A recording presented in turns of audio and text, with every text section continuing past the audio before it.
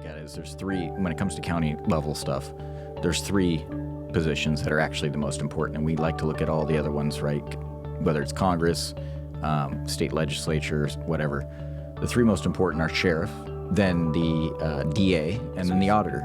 And for us, it's the auditor. In Oregon, it might be the clerk, but they're the ones that actually are responsible for making sure that our only direct involvement in government, which is electing our representatives, is free and fair. I want to figure out exactly what's going on. There's a lot of information and lack of transparency that we haven't been able to get. I want to find out for the people what's been going on and by how much, and so we can figure out as a community, how do we solve these problems? Is it best to go back to precinct level and voting day in paper? Right now, I'd say that's probably my guess. But maybe we can find that, the break in the system is really over here, and so it would require a different solution. So basically, if our listeners take away one important thing, vote the day of.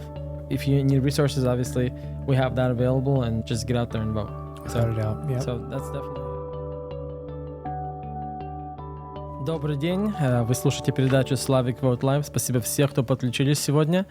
Меня зовут Дмитрий Сащенко, я очень рад быть на этих волнах. У нас сегодня очень интересные гости, как обычно. Я хочу также напомнить, что в этот год очень важные выборы. У нас сегодня в гостях очень интересные люди, которые с Вашингтона. И поговорим немножко о выборах в Вашингтоне, которые будут в этом году. И также поговорим по поводу некоторых очень интересных тем, как называется election integrity. Что если вы нас слушаете на YouTube-канале, на радио, не забывайте, что вы можете нас найти на Инстаграме, на Фейсбуке. И также все наши видео, которые мы снимаем, все это можно найти на нашем канале на YouTube channel. Там наши все бывшие и будущие передачи, которые вы можете послушать в любое время. И также на подкаст. Набирайте на slavicvote.org, и там вся информация, которую вы можете найти. И, конечно, каждый год, когда выборы проходят, вы можете найти на этом веб-сайте slavicvote.org. Там вся будет информация, можно сказать, за кого голосовать, кого мы рекомендуем, кого организация SV Action рекомендует. Это та организация, которая с нами работает напрямую, которую Лилия Жукова держит, можно сказать, в руках. И там она рекомендует кандидатов. И один из этих кандидатов сегодня с нами. У него интересная тема, интересное, можно сказать, я сказал, свидетельство, о котором немножко поговорим. Я наперед прошу прощения, к сожалению, мы сегодня будем говорить больше по-английски, так как у нас обычно американские гости. Надеюсь, вы остаетесь с нами. Вы слушаете передачу Slavic Vote Live. Спасибо большое.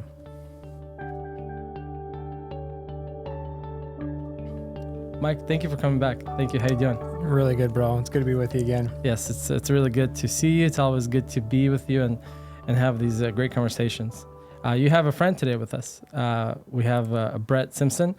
Brett, thank you for coming in as well. How you doing? I'm doing great. Thank you. Awesome. Well, I know you guys have a great story that you will share here soon, but I want just to see quickly if you want to do maybe some updates. I know we just had an episode with you just a few months ago. Yep. It feels like it just feels like recently, and we talked about a lot of great things. I think it was before the election, if I remember correctly. It was, yeah, it was before the primary. Yeah, and the primaries was interesting. I think I was actually reviewing with our board yesterday all the results all across different counties that we specifically release their recommendations. And interestingly, more than, I would say maybe 80%, 90% of candidates that were good conservative candidates that align the best with the Slavic community did win.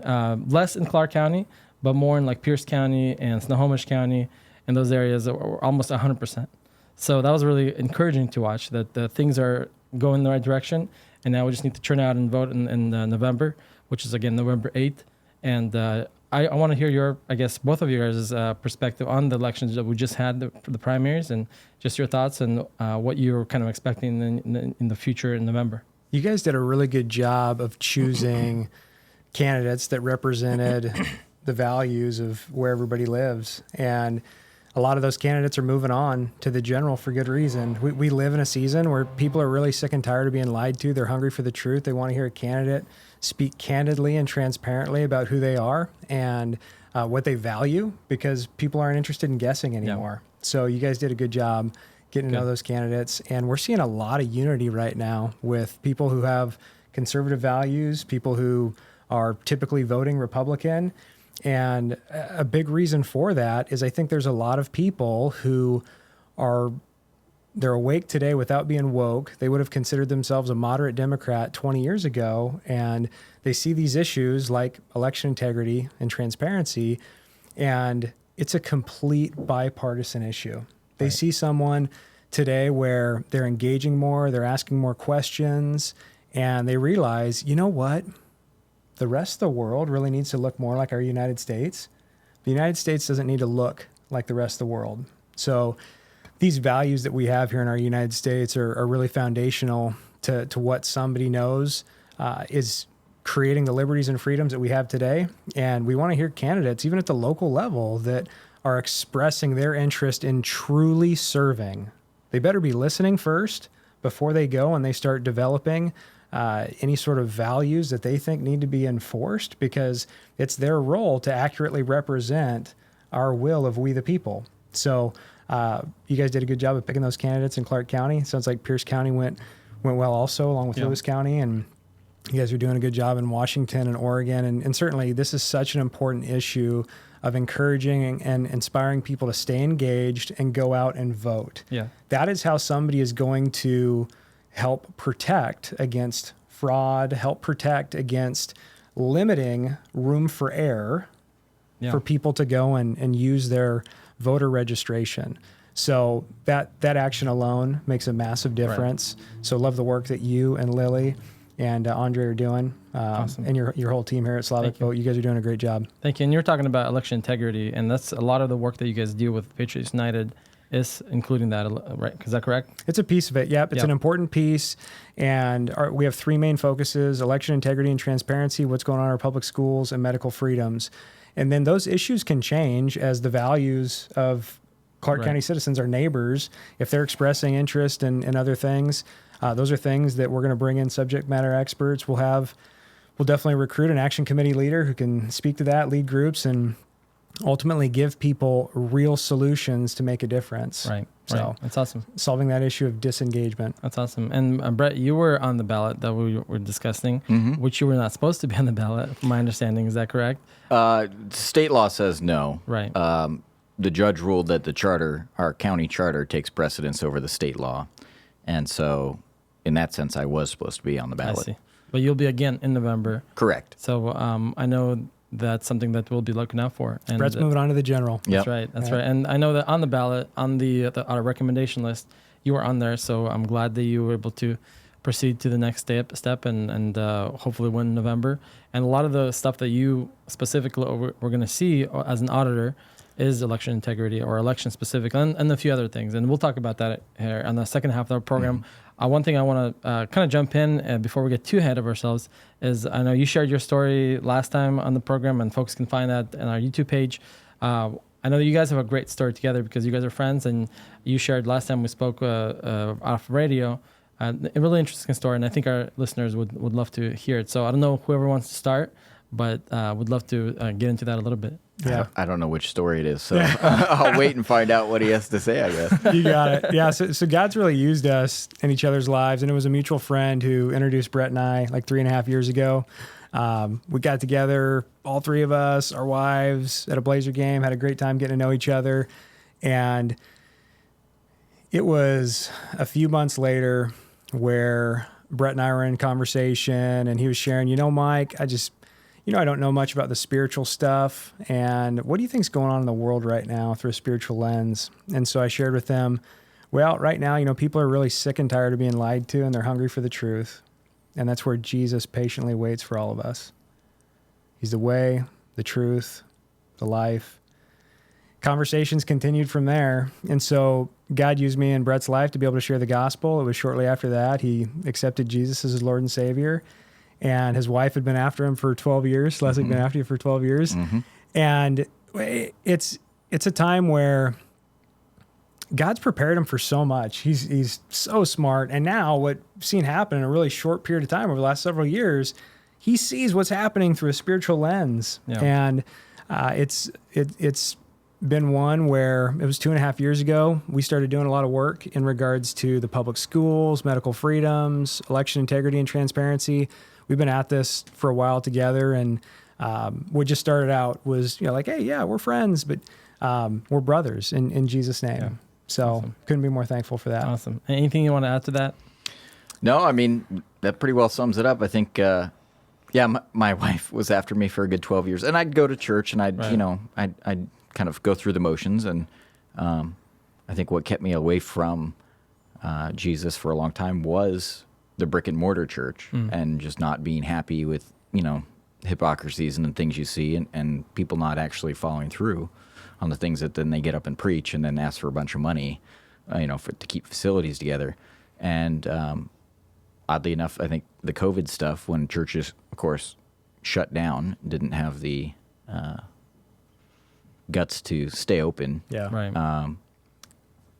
Mike's family and my family would get together on Sundays and have our own church together. And it was much more, I think, effective, obviously, Right. in getting me to understand, looking at a lens through Jesus's eyes and Right. seeing what the world's really like, and arming yourself to deal with the world, Yeah. without becoming angry and bitter. Right. So around that time, you guys already started doing some political work, or from that, you kind of got the passion to get into politics? What would you say?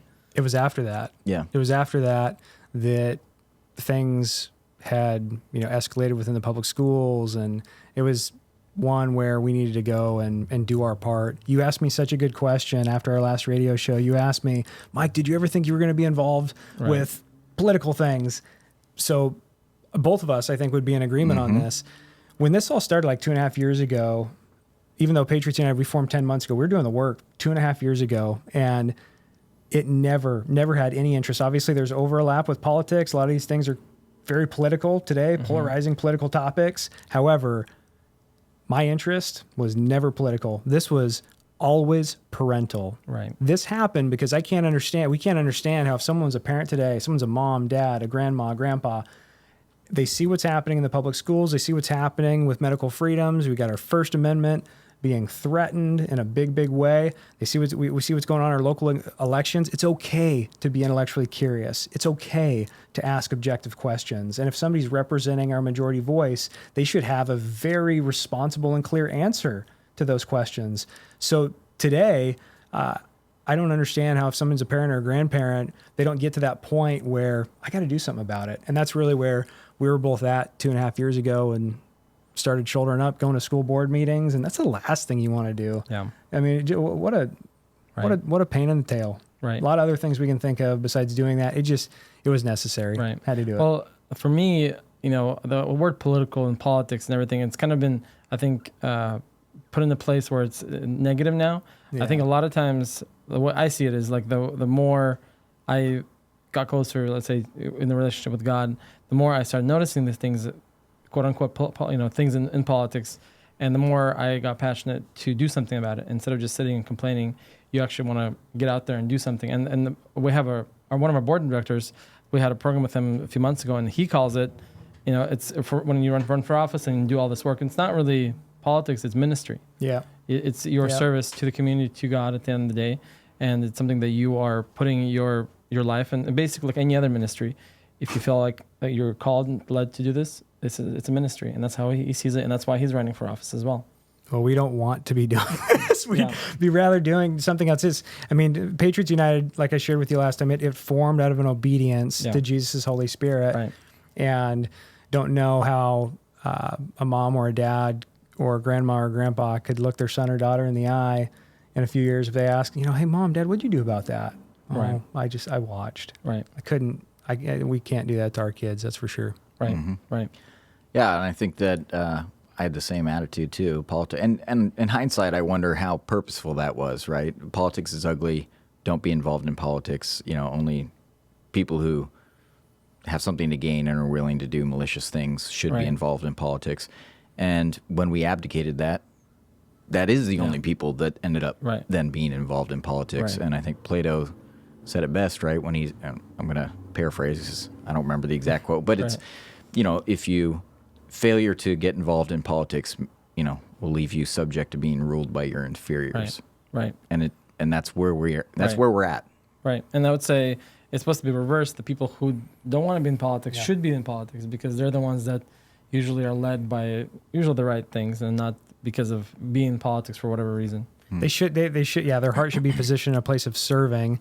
Nobody should have long-term political aspirations. If anything, it should be very short-term. You should either have this massive life situation where clearly you're called into it, or you have someone who is being forced by friends, family, neighbors. The people are saying, look, it's your turn.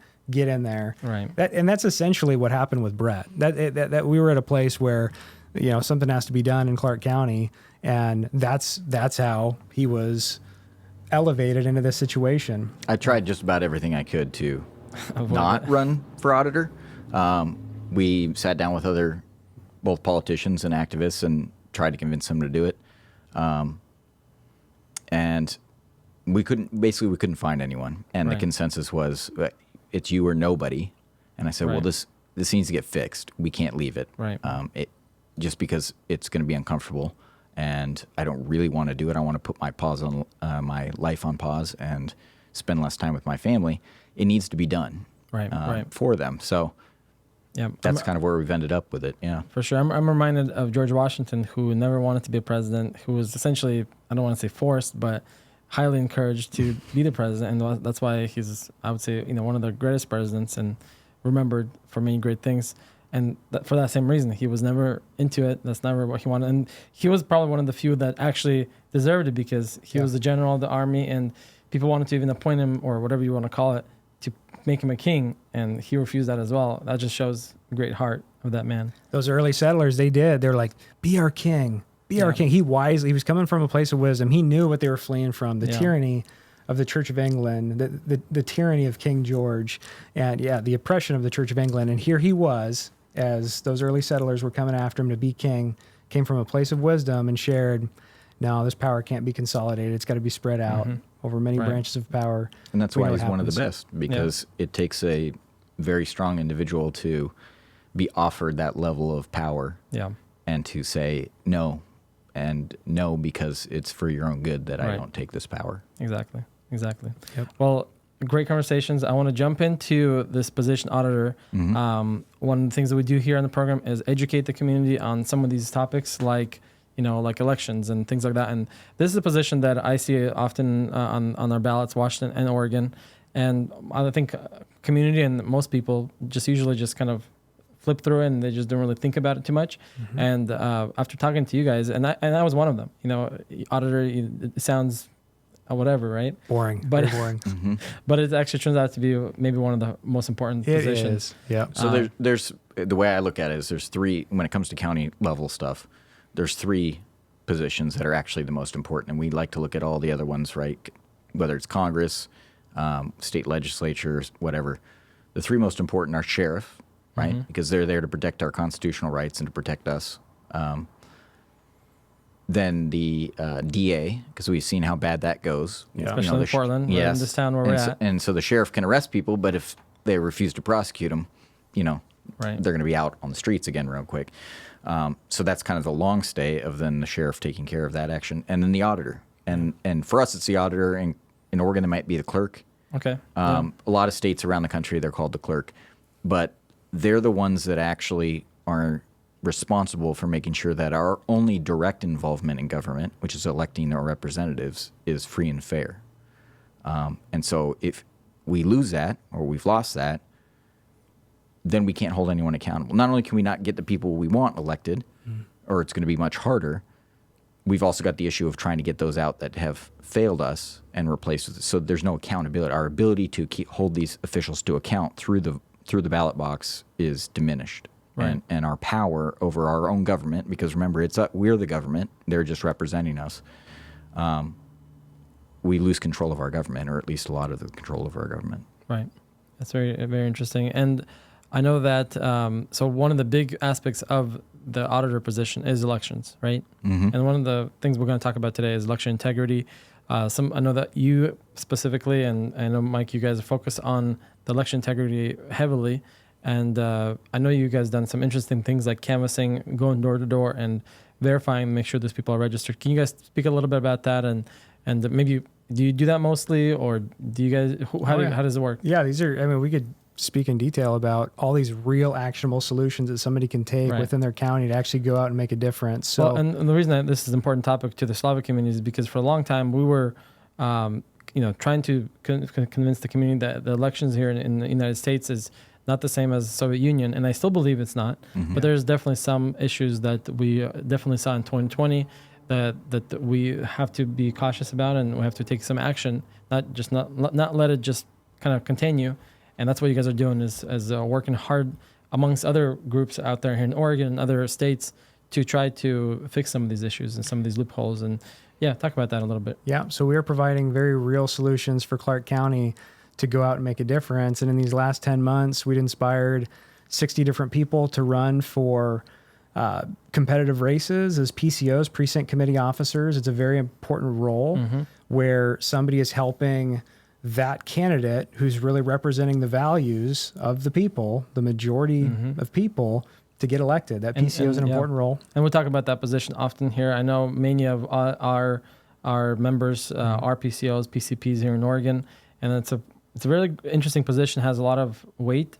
And I know that in Washington it's a little different than in Oregon, but it's typically the same thing. Yeah, different title. Most states are, it is a ground up ruling of our government if we engage and we actually participate in those. I think there's only one state that doesn't, and that's California, and that's because they created this crazy thing called superdelegates. And so they basically disenfranchised most of people's votes. Right. But we're very blessed in that we have that opportunity at that PCO, at that precinct level, to take back over the position of the state. For sure. And what's cool about this precinct committee officer position, you could be appointed to be the senator or a representative right from that low position and be, at least in Oregon. Yeah. I believe that's the same thing in Washington. So it's you can start really low, but quickly you can jump right into a Senate or representative position. And then you can run as an incumbent in the next election. They're working door to door with their neighbors, making a difference, making sure people are informed and engaged. We inspired 60 different people to run in contested races as candidates. They did really well. It's helping to restore the Republican Party in Clark County.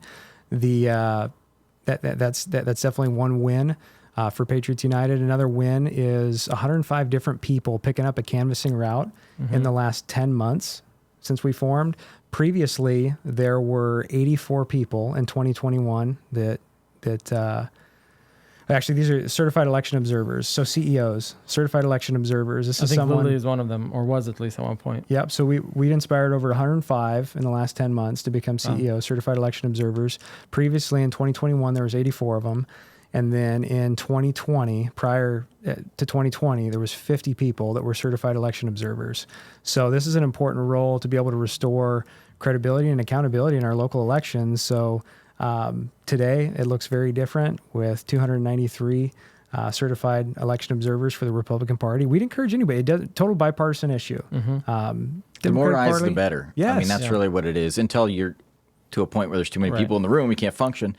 The more eyes, the better, right?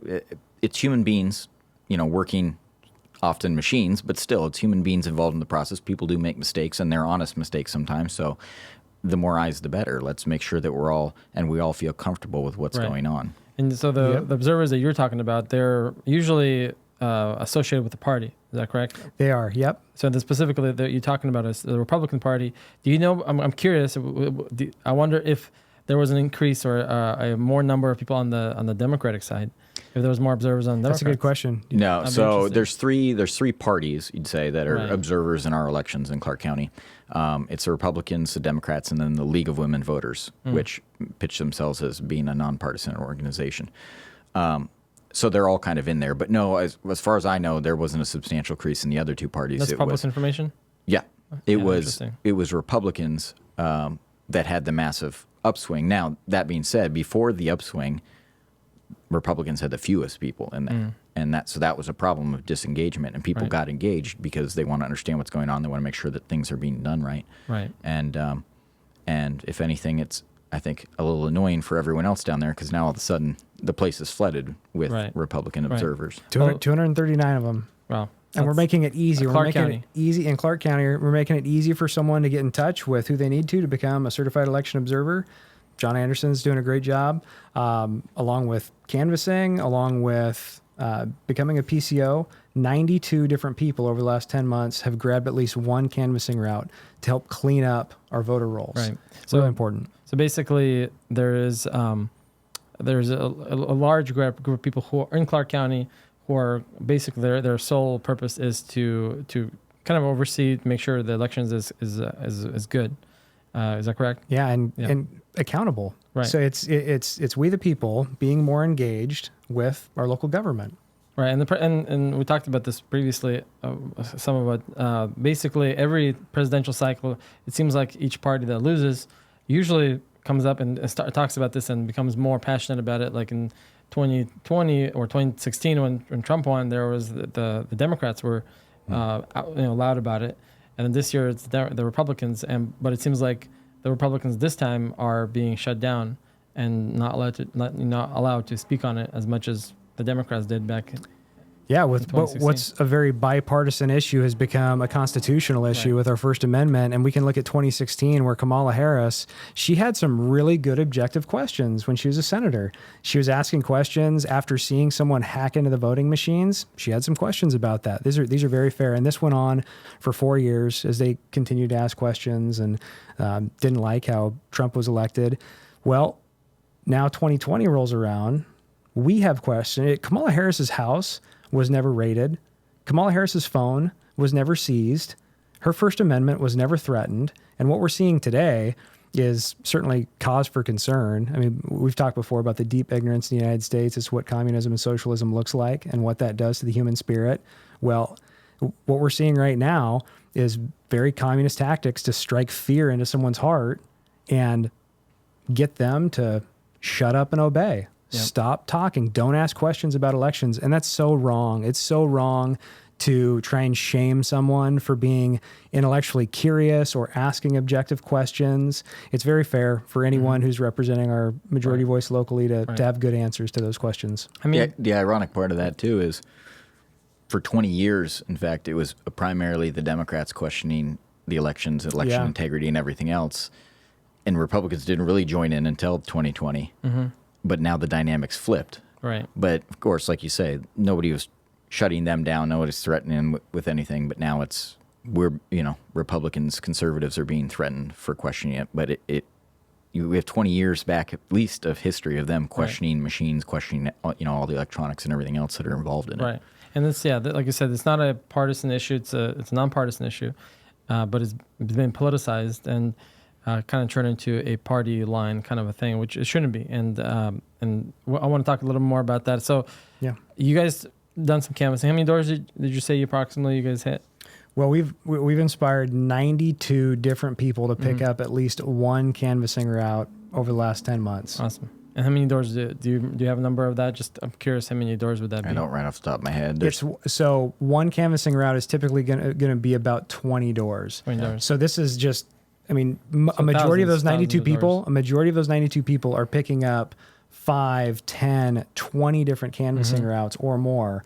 And it really depends on somebody's passion for it, but also just their interest in making a difference. And you will knock on people's doors and you will have people thank you, whether you're Democrat or Republican, and they appreciate when they understand you're asking. So how many people exactly live here? Oh, okay. Well, just, this is how many people are actually registered at this address. Oh, okay. All right. And they understand that if there's some discrepancies there, this is obviously helping to update these voter rolls and keep them accurate for the county. It's in everybody's best interest. Right. And people, and you're right, I've heard of one person who wasn't real interested, and it was more of he just, I don't think, understood what was happening, right? And it's like, no solicitors off my property. Everyone else, both sides of the aisle, have been extremely grateful and want to understand what's going on and are happy that it's happening locally because they haven't heard anything. Yeah. What they have seen or heard are they end up publishing smear pieces that people are going out and intimidating voters, right? Or they pretend to be the auditor or any of these other things that they cook up in there to again, discourage people. I mean, that's really what we can see is that they're discouraging people from getting involved. Right. And I'm curious what kind of stories, I know I've heard some before, any curious stories of like some crazy things that were found during some of those door knocks? A lot of them range from, you have a sheet of everyone that lives there, their birth date, and that sort of thing. It doesn't tell them, obviously, who they voted for. But you'll go up and you can just kind of show them it. Like, do you recognize all these people? They live here. I can't think of what I would consider super egregious, like we've seen in other states, like Wisconsin, where they'll have 380 people registered to a 12 apartment building complex. So it's one more time, how many people in one complex? That 300, I think in the one I'm thinking of, they had 384, and it was a 12 unit complex. Wow. So you're talking 36 people a unit. I mean, it's obvious that something's wrong. Right. But in Washington, we've had ones where, a nice couple answer the door. Oh, do you recognize these other people? No. Could they have possibly lived here before? Because a decent amount of time, maybe they lived there and they haven't lived there for 10 years or something. Well, no, we built this, my husband and I built this house 30 years ago, and we don't have any kids. Mm-hmm. But yet there's 8 people registered to that address. Right. And they all voted. So that's more of, I would say, kind of a typical what we're finding. Yeah. Do we know why they're not being removed when they move out? In a situation like that, it's really challenging. In a lot of situations, people have moved out of the area. Mm-hmm. After somebody's moved out of the area, they have not been removed from the voter roll. So by the RCWs, the Revised Code of Washington, someone has to request to be removed from that registration. However, what would also be fair is for an auditor to have 2 admin assistants who are sending emails and making phone calls to people that are on that inactive list, or people that haven't voted in Clark County for the last 10 years and they've got a different address, they've moved out of the area, to make a phone call to them, send an email to them, and ask for their permission to be removed from the voters roll to and so we've done that, obviously, from the canvassing. We send them, they've been sending lists, quarterly. Something that they should be doing, but you guys are correct. Allowed to do it. I think for me, the bigger concern is that we actually don't maintain our voter rolls. And I don't mean we don't maintain, I mean our elected officials don't actually maintain the voter rolls for Washington State. Yeah. It's centralized through the Secretary of State, but it's actually done by a third-party company by the name of ERIC. It's Electronic Registration Information Center. It is, I won't get into my whole spiel on it because it would take me an hour to explain all the back history and stuff, but essentially it's done by a third-party company that I would question their motives. And so there's a lack of that transparency to know. We turned in all these people, they should be off the list. Do we know that they're off the list? Right. We don't, until it comes back around next time, and maybe we can complain next time and say, hey, we gave you all these and they should have been taken off. But then there's legislative challenges where they make it very hard to remove anyone permanently from the list. And in fact, what they do is they move them from active to inactive status. And then that breeds the question of, well, why do they need to sit as an inactive? Right. And they'll try and say, well, because if they come back, we want them to be able to vote. Well, we have same-day registration in Washington, so just re-register them. If they decide, they wake up the day of the election and decide, I regret having moved myself off the voter rolls. I really feel like voting today. They could run down and vote and register at the same time. So what's the need of keeping them on this inactive list? Right. I want to take a moment to thank all of our sponsors for allowing us to be here on this program and all of our future programs. Some of the sponsors are Pelmeni, Nina Martinov, a real estate broker, America's Best Realty, Exceptional Homes, Dream House Construction, Imperial Cabinets, Solution 8020, Gold Cup Coffee House, Red Hills Construction, Ciberoni, Bonus Floral, Third House Media, and some others. Without these companies, without these organizations, we couldn't be on this program. And if you would like to be our next sponsor, reach out to us by visiting slavicvote.org. We would love to partner with you and further our mission. Thank you very much.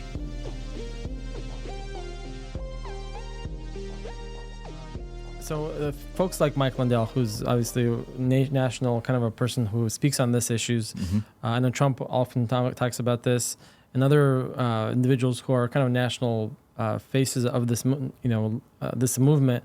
Are they saying things that you guys would say that they're saying the right things, or is there some stuff that's maybe exaggerated? What do you guys take on those individuals? Like, again, Mike Lindell. Well, we're taking it, it's a little vague because there's probably a lot of people that I'm not even aware of that are, cast as national figures in election integrity movement. The ones that I find, we had at the Patriots United event, they had Captain Seth Keschel and Dr. Douglas Frank come and show their information. And I know for a fact that Seth plays it very conservative because he wants people to have to challenge him, and it's kind of, good luck proving me wrong, because really he can get a range of things, and he always chooses basically the lowest level to make sure that he's as conservative as possible. Dr. Doug Frank's information it's data. It's strictly data. It's strictly statistical analysis, and so I don't see an exaggeration there. We know that it's a problem. It doesn't mean that, you can infer a lot of things from it, but until we get a full audit, we can't really say with certainty this race was compromised by this many votes, that sort of thing. Right. All we have is the high-level data to see the presidential election. So no, what they've actually said is extremely accurate, which is a concerning thing, right? Because they're essentially saying we have massive fraud across the country in all the elections, which I would agree with, based on everything I've seen and everything we've gone through in the data. But I think they've also done a good job of saying that doesn't mean you don't vote. Right. And that's where I think people get, well, people aren't going to vote, they aren't going to participate. You're missing the point. We're saying that there's a limited amount of cheating that can be done. So we can overcome that if we come out and force and vote in large enough numbers. Right. So it's the exact opposite of the system's so fraudulent, don't vote. No. There's fraud and we can overcome it. And the only way we're going to do that is if we engage more and we make sure people are voting, especially the people who don't vote typically, come out and vote. Right. And that's what we want. We want more engagement. We want more people voting. Right. Same day. Get out there on the same day. Clark County, we inspired. So that's an interesting thing for us. Do talk more about that, because I thought when I heard that the first time, I thought that's something that's everybody should hear. So you're saying don't vote early. Correct. So voting early is a bad idea. Correct. Yeah. Vote the day of. But what about folks who might forget? Do you tell them to maybe vote the day before that at least, or? What I tell people when they get kind of squirrely of I'm going to forget, or what if I have something come up? If you're concerned about not being able to go turn in your ballot that day, then do it the day before. Right. But you want to do it the last chance that you can, basically. And explain the importance of that. So we saw it in Joe Kent's race locally. We also saw it on a national level at Kerry Lake's race as governor, in the primary and the governor. Yeah. So Kerry Lake, they turned in over 70% of the votes the last day. 70%. Last day. Wow. Yeah, and of everybody, or just the Republicans? Of all votes. Wow. All votes were turned in last day. We had a tremendous turnout here, which is why the county went on for so long. Last day, and I want to say it was around 60% of the votes turned in. In the last 3 days, 79,000 of the votes were turned in, and we had a massive turnout for an off-year primary in Clark County. So people did come out and vote. They voted, last day. And that's, I would say that's a good reason why Joe Kent was able to, beat out his opponent. Right. Was that, well, what's the strategy? There's less time. So there's less time on the front end for someone to make adjustments. Cheat. Right. So you eliminate time that someone has to cheat and be able to have your ballots cast on that same day. Right. So when someone's an auditor or you're working with a county, the population of that county, you can prepare for the number of people that you anticipate voting based on that population and preparing accordingly. So you don't have another week that goes by where people are waiting to find out who is moving on to the general election or who is elected for that position. Right. Those are all things that can be done.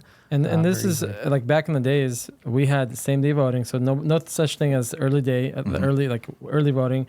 No such thing as, dropping off your ballot late or whatever. Yeah. You just vote that day, and that's the votes that get counted. Yes. So this is pretty much similar to that, and this way there's no conflict. Sure. And what I think I like about it too, beyond just the trying to beat the fraud, make it easier, lower the bar to beat any fraud, is that it destroys the narrative that they've crafted around. We need mail-in ballots. They're so convenient. Everyone likes it. It's so convenient for them. And if we can get 3/4 of the people to turn in their ballots the day of, what are you showing? You're showing that, one, everybody's willing to do their voting in one day. Yep. And two, we encourage people to go down and turn it in at the auditor's office. Don't use, if you can't make it to the auditor's office, use a drop box. That's your next best bet. Don't put it through the mail. But when I've told people to go down and I've had a couple of people say, well, I couldn't get into the auditor's office. Okay, put it in the drop box across the street. What you want to do is try and limit the steps that could go wrong, whether through malicious or otherwise. I mean, again, people are people and they make mistakes. So Right. you're trying to eliminate the chance for that because Right. your vote's so precious. Right. And so we've encouraged that, and I think that if we can destroy the narrative that people aren't willing to go somewhere on a single day and vote, especially if we can make it a holiday or something where Right. we have the time off to do it. I have yet to find somebody, except for one cynical person who said, "No, mail-in ballots are the best." Everyone else is like, "I miss going to the precincts. I miss engaging with my community. I miss voting in person and bringing my kids and showing them how to be part Right. of America's process." Right. People value the transparency and that unity over Right. the convenience of mail-in ballots. And there's going to be instances that make a lot of sense for a very small group of people to have a mail-in ballot. If someone has a life-altering injury or a life-altering disease or deformity, like that makes sense. Okay, that's a real-life situation. We can be very reasonable about someone being in the military and being overseas. There's a small group of situations that make sense. However, the majority of us, we can show up there same day and we can cast our vote. We can be excited about doing that and having our part to represent our majority voice in our county and exercise our rights Right. to do that. Right. So basically, if our listeners take away one important thing, it sounds like early voting is not a good idea. Vote the day of, and that's one thing that everybody should remember. Just vote the day of, and don't forget, and just vote the day of. And then if you need resources, obviously we have that available. And I don't know if you guys are planning to do anything similar, but I know that we'll be definitely doing that as well. So you have resources. There's no excuses why you shouldn't vote. There's no excuses, because maybe you don't know who to vote for. There's resources out there. Just get out there and vote. Without a doubt. Yeah. So that's definitely an important thing. We're getting close to the end of our program, and one question that I had for Brett is, what are the one thing you want to tackle immediately once you win Our elections. elections? I want to figure out exactly what's going on. There's a lot of information and lack of transparency that we haven't been able to get, and I want to find out for the people Right. what's been going on and by how much, and so we can figure out as a community, how do we solve these problems? Is it best to go back to precinct level and voting day in paper? Right now, I'd say that's probably my guess. But maybe we can find that, the break in the system is really over here. And so it would require a different solution. So that's primarily it. I am Right. very much, I would say, a one issue candidate, which it's helpful that the auditor groups, because there's auditor groups, they basically have stated that 95% of an auditor's job now is just the election stuff. And so Interesting. that's 95% of your job, and it's the most important job. Right, exactly. And one thing that so obviously you have a opponent. What would be your opponent's first thing that he wants, or basically what is he like? Tell us a little bit about your opponent. So he's been in the office for 24 years. 24. He basically hasn't had anyone run against him for it's either 24 or 16 years. So besides his first race and then maybe the second one, he hasn't had anyone challenge him for that long. There's a significant lack of transparency, and half answers that dodge questions, answers to questions you didn't ask. At this point, my perception and why I'm running is because I don't see him as serving the people. I see him as serving either the bureaucrats or the politicians that he sees above him at the state level. Right. And that's a real problem for Right. me. That's not the way that this is supposed to work. Right. Well, I appreciate you sharing that. And for listeners who might want to learn more about you and about your race and just in general, what's some of the information you can give them? Go to my website, simpsonforauditor.com, and it's Simpson, SIMPSON, the number 4, auditor.com. We put up all sorts of information, not just local, but national election integrity information, so you can go see what it is. I rebut and tear apart the comments that have been made publicly by my opponent and explain how they're misleading in the way that they're crafted. So go and become informed and take a look at that website. And feel free to shoot me questions, show up at events, question me. I had an intense questioning session the other day. at an event where the person was clearly didn't think well of me at first, and I could answer everything and give him an explanation. And it was supposed to be a 4:30 to 6:30 p.m., and I didn't get out of there till about 9:45 because those people wanted answers. As Mike said, they're hungry for the truth. They want to understand what's going on. Right. Interesting. Well, that's good to hear. And Patriots United, the work, folks can find more information about that. You have events all the time. You have a lot of stuff that you guys do. So tell us where people can learn more about that. Yep, they can find us at patriotsunitedwa.com. We just got on social media over the last month, on Facebook, on Instagram, on Telegram, on Substack, on Getter, on Rumble. And I couldn't be more thankful to Ryan Thompson, who is just, he loves Jesus, and he's a true patriot. He's just a soft-spoken stud for Jesus, and couldn't be more thankful for his help. He's actually the very first paid teammate of Patriots United. Awesome. It's not much, but he's the executive director. No, what's his role? He's helping me with social media. So he's our director of social media. I think I met him at your house once. Was it? Yes, okay. yes. You were coming over. You were heading out as he was showing up. Right. Yeah, that's awesome. Yep, that's Ryan. Awesome. And on our website, you'll also see videos from our last event. Our last event, we had a little over 500 people, with it focused on election integrity and transparency. And like Brett shared, Seth Kessel was there. His work was endorsed by Trump a little over 2 years ago. Dr. Douglas Frank, he's spoken at some of Trump's rallies. Glenn Morgan, incredible activist in Washington State. Glenn's really known for his work with We the Governed. Anybody that lives in Washington State has benefited from Glenn's work. And all their videos are on our website, so you can see what they were sharing at the event. Glenn's talking about 29,000 ballots that can't be explained, and it's fair. It's fair to ask. Yeah, Snohomish County, they had 29,000 more votes than they ever printed ballots for. Wow. How does somebody explain that? Yeah. And they can't get an explanation. And nobody can ask those questions. We have age groups in Clark County where you want to share a little bit about that? Sure. I believe it's 72, 74, and 80-year-olds. There's more of them that voted than live in Clark County, exist in Clark County. And almost from the 60 age range up, we basically had 100% turnout. And while I know older people tend to turn out at a higher number in elections, not 100%, especially not in U.S. elections. Right. Maybe in 2020, when Trump was running, but still not 100. No, yeah. So that was there's a lot of anomalies and a lot of things that deserve answers, and we can't get them from. Right. And that's really the biggest problem. But this is bringing so much unity right now throughout the country, really throughout the Republican Party in particular, in Clark County, in Washington State.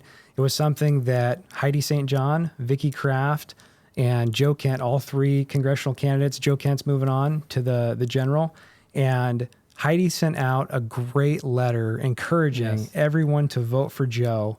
What a great message of unity. And all three of them, Vicky, Heidi, Joe, they've all been completely united around this issue of election integrity and transparency. All three of them support Brett's campaign and have backed him and endorsed him. And Joe from the beginning has talked about the importance of election integrity and transparency. And we really don't have anything else in our country if we can't trust free and fair local elections. Right. Our constitutional republic crumbles. Right. And then I know Slavic Vote originally was behind Heidi St. John, but we were happy to see her essentially endorsing Joe Kent, just showing that unity. And that's something that we are always talk about and very passionate for, and would love seeing that. And speaking of Joe Kent, we're actually going to have him in 2 weeks. We're going to have him on the radio. So folks can tune in 2 weeks and learn more about Joe Kent, learn about his story. Sounds like he might be our next congressional candidate, congressman. So that'd be really interesting. I know he's very passionate about this topic as well. Yes. So he was gracious enough to let me go around and present after him at a lot of his town halls. So sounds and like Heidi was doing the same thing. Yep, I did it for Heidi's too. Yeah. That was the one thing during the primary that they didn't fight over. Right, exactly. That they weren't at odds about. Yeah. It was, we need to fix this. There's a problem. Well, it sounds like if he wins, that you'll have a good representative in the congressman who will be speaking about that often. And there's not many out there in Congress that are speaking about this. Yeah, we're confident that he's going to win and accurately represent our majority voice. There's this courage gap right now. Somebody's heart has to truly be positioned on serving we the people. And that's one where he's done a really good job listening to people, and he's happy to stare evil in the face. He's got the courage to do it, and he's doing a good job about not caring about being liked or not. That's something as a lot of politicians are getting caught up in being liked, and it's more important to be transparent. Absolutely. Well, before we finish, I know we have to mention something very important: ranked voting. Oh yeah, ranked choice voting. So we have a few minutes left. Please talk about that a little bit. I know it's going to be on the ballot to vote for or against ranked choice voting. In Oregon, there's something similar. We talked about it last week, and maybe we'll talk a little more in the future. But talk about the importance of I guess, voting. You guys recommend voting against it. Absolutely. Briefly, I would, when people ask me about it, the easy explanation is ranked choice voting is the nail in the coffin for free and fair elections. I know Alaska in our country is one of the first states that are fully ranked, and correct. I hear some issues. Yes, there's massive issues in that. I mean, essentially, the person who gets the most votes doesn't win. Right. To me, that's a massive problem. Right. But from a fraud standpoint, it allows a lot more obfuscation. Right. Right. You can have somebody who is wholly unpopular, and they can say, "Well, they just got the most points," and you're going, "What?" Like, nobody wants this person. Right. Ranked choice voting, you might say it works in a parliamentary system like they have in Europe, where you've got 9, 12 parties. Mm-hmm. It doesn't work in a two-party system. Right. It opens the door for them to split votes and to game the point system to get in the person that they want, rather than the person that people want. And Oregon has something similar on the ballot this November, but it's going to be inside the charter. And I know we had Vadim on, who I believe chairs that commission to change the charter. Every 10 years or so, they look at it and they look for ways to make it better. And he's recommending not to also vote for that new recommendation of that charter. So that'll be interesting to watch as well if those two pass. And you guys' projections, you guys think it'll pass? Ranked choice voting will not pass. No. In Washington. In Oregon, probably it will. In Portland. So it's ultimately diluting the strength of someone's vote. And as we continue to do our part and share with people the truth about it, there's more people who will have their eyes open to it and understand that's not right for the way that our government's structured. And for folks who want to learn more, the only way it doesn't pass is by people getting out and voting, and getting their friends who don't get engaged and don't normally vote, force them to look at the issues and go vote. Yes, and I want to finish on this note. Before that, where can people find more information about the ranked choice voting and the initiative that's going to be on the bill? Is there a website or anything like that people can learn more? We can send you a video. Yeah. We've got, I have the links on my website to it. There is an initiative. Go to repeat your website again. Yeah, it's simpson4auditor.com. So it's SIMPSON, the number 4, auditor.com. And we'll have links to it, but it's there are statewide initiatives organizations working against it because they do see the danger in this. Right. We have a video coming up tomorrow on our social media, and we'll have it posted on our website as well on ranked choice voting, so people can easily be informed. Patriots United, WA.com. Right. You can see the truth about ranked choice voting. It's just it's rank. It smells. Yeah. Well, thank you for speaking on these issues. I want to finish on a high note. All right. And I know we talked about this to make sure, because there's when we talk about election integrity, usually it's a sad thing, or a lot of people look at it negatively. Yeah. Why even vote? Why even get involved? And I know that you guys have a great message to folks who have this negative view. You go ahead and speak on that. I know you can do a really great job of just taking a minute to really encourage the community why they should vote, even amongst this these issues. So I'll kick it back to, because you said it was very discouraging when 2020 happened the way it happened. I get that. I mean, certainly, I think we'd like to all be in a different situation than what the country's currently in. But I actually find it to be a blessing, because if it had worked out differently, we may not have understood the problems, the real concrete issues with our vote, the way we vote, and the voting system, and the laws, and the lack of transparency. I mean, we were asleep at the wheel, is really what it is. And so I think it's actually a blessing, because it's given us the opportunity to turn around and fix this. I characterize it as, we see our republic, they're trying to close the door on it and lock it away from us. we have an opportunity if we can turn enough eyes towards it and say, let's take this back before they have a chance to close that door and lock it on us. That's what we need to do. And so I think it's a blessing, and we have this opportunity. God has handed us an opportunity to right the wrongs and to wake up, be re-engaged in the process, be re-engaged in being self-governed, because we haven't been as a society in any large capacity. Right. And that's why we're at. And so I actually think it's a wonderful opportunity that we have to re-engage and restart, the way our country was intended to be, which was self-governance and an involvement of people in the government. Yes. Thank you. I happen to believe the same way. I believe it. Go ahead.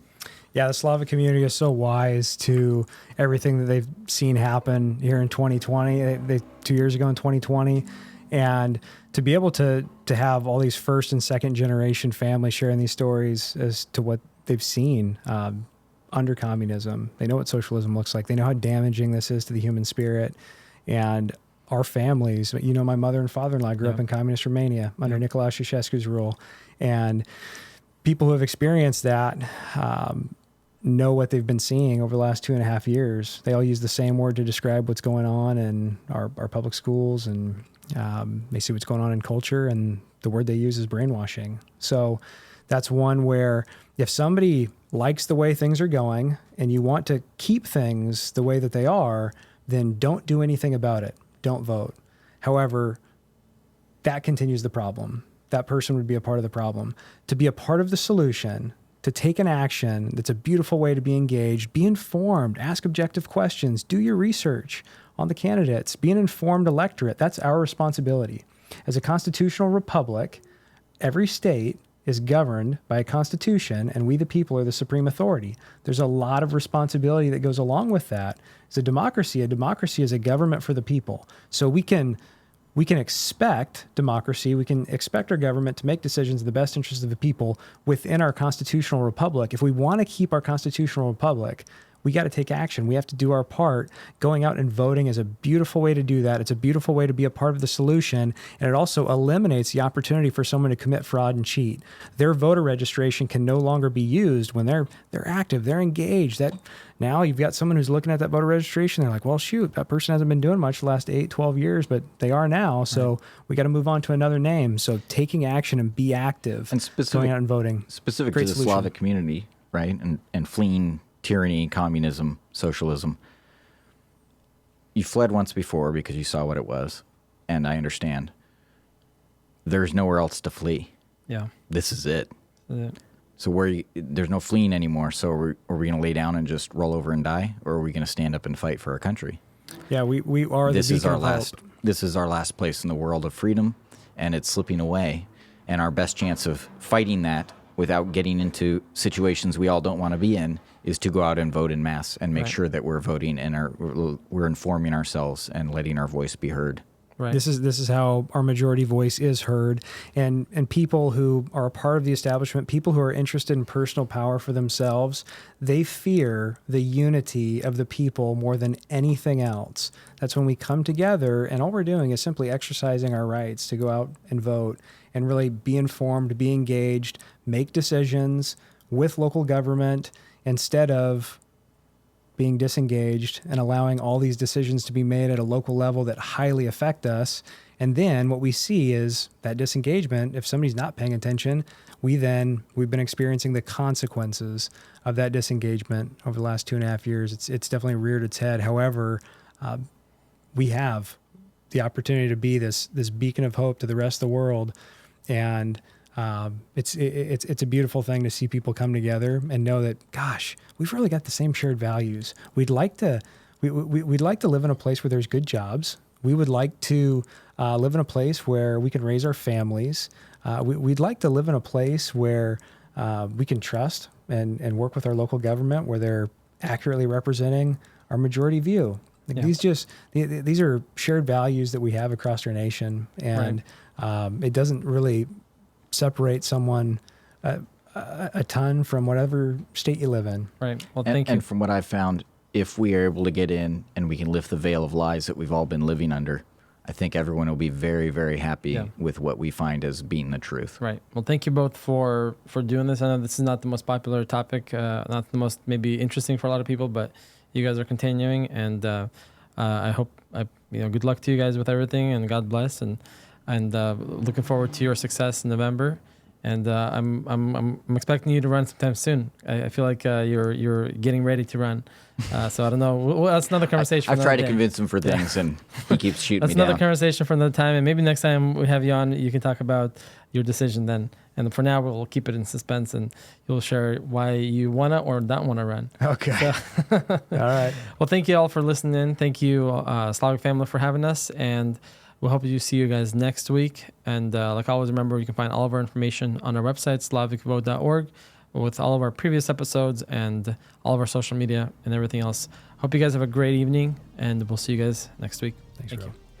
Thank you for tuning in to Slavic Vote Live. We really appreciate you listening to this program. Don't forget to click that like button, subscribe, and share this program with your friends and family. We really appreciate it. Thank you very much, and have a great day. Новости региона. Выборы, кандидаты, стремления. Новая программа Slavic Vote Live. Каждую неделю в прямом эфире. Slavic Vote Live дает голос...